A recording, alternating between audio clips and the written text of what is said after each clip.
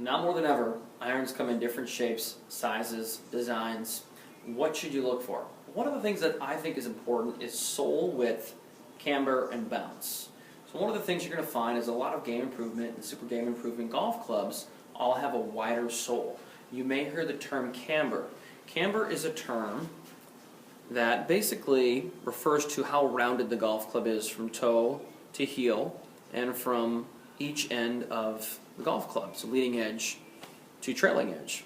And basically, from the sole position, that's going to look more like a spoon. So what's the advantage to a golf club having more camber? Well, when you have a downward strike like this and you take a big divot, that golf club is going to glide through the turf more easily. That's important. Now, what if you don't take divots? It's still important because these wide-soled clubs typically have a shorter profile. That means low center of gravity. Essentially, the weight is located toward the sole of the golf club.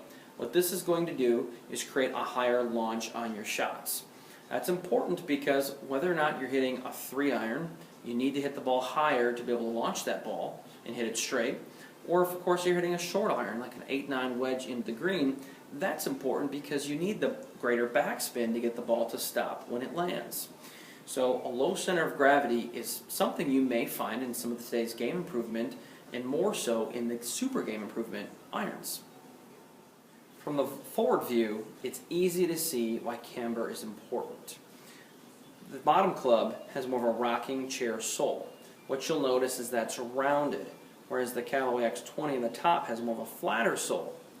The rocking chair sole has one point of contact, so when you strike the ground, there's much less turning of the golf club.